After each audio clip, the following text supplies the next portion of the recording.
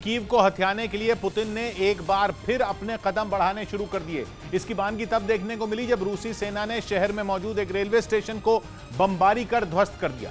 करीब 2 महीने पहले इस शहर पर कब्जा जमाने के लिए रूस ने अपनी पूरी ताकत झोंक दी थी और जेलेंस्की को घुटनों पर लाने के लिए अपनी सेना के सबसे बड़े दस्ते का इस्तेमाल भी किया था। उस वक्त यह दावा किया गया कि कीव पर कब्जा जमाने के लिए बेलारूस से पुतिन ने सेना के 64 किलोमीटर लंबे काफिले को रवाना किया था। उस खतरनाक दस्ते में टैंक, बख्तरबंद गाड़ियां और सैकड़ों जवान शामिल थे। यह भी दावा किया गया था कि रूसी सेना ने शहर को चारों तरफ से घेर लिया था।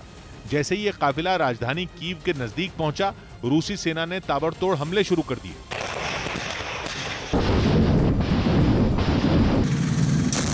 रूसी मिसाइलों की मार ने शहर को उजाड़ कर रख दिया। कीव के कई इलाके तो पूरी तरह खंडहर में बदल गए, लेकिन यूक्रेन के जवानों ने हार नहीं मानी। हर मोर्चे पर पुतिन की सेना को जेलेंस्की के सैनिकों ने करारा जवाब दिया। नतीजा यह हुआ कि यूक्रेन के पलटवार की वजह से रूसी सेना को कीव से बैरंग लौटना पड़ा। और उस वक्त अमेरिका ने यह दावा किया था कि पीछे हटने से पहले रूस की सेना कीव के सेंटर से करीब सिर्फ 20-25 किलोमीटर दूर रह गई थी। यानी अगर रूसी सेना और ताकत लगाती तो उसका कीव पर कब्जा हो जाता।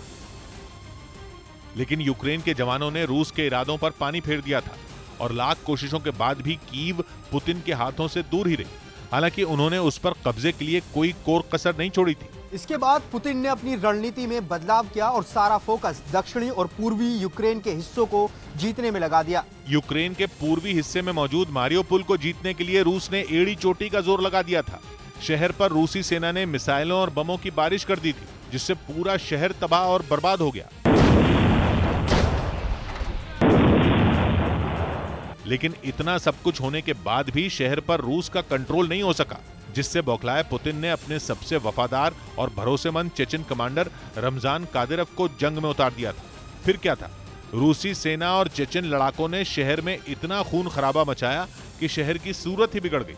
हालांकि करीब 1.5 महीने तक चली जंग के बाद रूस ने शहर के कई इलाकों को जीतने का दावा कर दिया, लेकिन तमाम कोशिश के बाद भी अज़ोवस्ताल स्टील प्लांट उसकी पकड़ से दूर था। क्योंकि यूक्रेन की सेना की स्पेशल यूनिट अज़ोव रेजिमेंट के करीब 2500 से ज्यादा सैनिकों ने रूस के खिलाफ मोर्चा संभाल लिया था।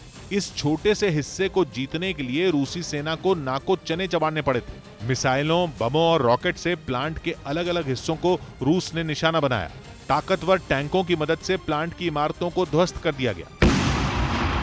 रूस पर आरोप है कि स्टील प्लांट में छिपे यूक्रेन के सैनिकों को बाहर निकालने के लिए उसने केमिकल हथियारों का भी इस्तेमाल किया था। प्लांट पर कब्जे के लिए करीब 1.5 महीने तक यूक्रेन और रूस के सैनिकों के बीच भीषण जंग चली, जिसमें यूक्रेन के कई सैनिकों की मौत हो गई और जो बचे वो बुरी तरह जख्मी हो गए थे। इसे देखते हुए यूक्रेन और रूस के बीच समझौता हुआ और फिर जेलेंस्की के सैनिकों ने अपने घायल साथियों के साथ रूस के आगे घुटने टेक दिए। और रूस की तरफ से यह दावा किया गया कि 2500 से ज्यादा यूक्रेन के सैनिकों ने उसकी सेना के आगे सरेंडर कर दिया। लेकिन रूस का सैन्य अभियान यहीं खत्म नहीं हुआ, बल्कि मारियोपोल को जीतने के बाद रूसी सेना डॉनबास के इलाकों पर कब्जा जमाने के लिए कूच कर गई और वहां के शहरों पर भी रूस ने जमकर कहर बरपाया। रूस का दावा है कि उसकी सेना ने वहां के औद्योगिक शहर सेवेरोडोनेत्स्क को अपने कंट्रोल में ले लिया है और कई इलाकों पर उसका जल्द कब्जा भी हो जाएगा।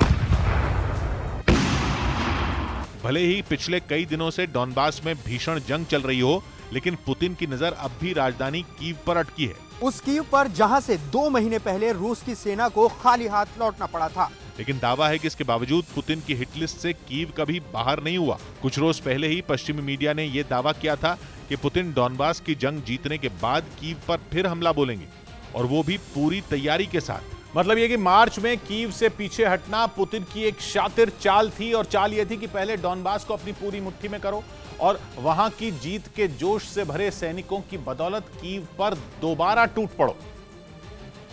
और हुआ भी कुछ ऐसा ही, क्योंकि करीब 2 महीने बाद रूसी सेना ने कीव पर एक बार फिर धावा बोल दिया। इस बार रूस ने वहां के रेलवे स्टेशन को निशाना बनाया और उसके परखचे उड़ा दिए। दावा किया गया कि रूसी सेना ने स्टेशन पर आसमान से मिसाइल और बमों की बारिश की, जिसमें स्टेशन पूरी तरह बर्बाद हो गया। हमले के बाद का जो वीडियो सामने आया उसमें दिखा कि मिसाइल हमले से रेलवे स्टेशन मलबे के ढेर में बदल चुका था। स्टेशन के कुछ हिस्सों से धुआं भी उठता नजर आया। ऐसा लगा जैसे कुछ देर पहले ही उस पर मिसाइल गिरी हो। यही नहीं, स्टेशन के पास ही एक बड़ा गड्ढा भी दिखाई दिया। साफ था कि आसमान से बम गिरने की वजह से वो गड्ढा बना था।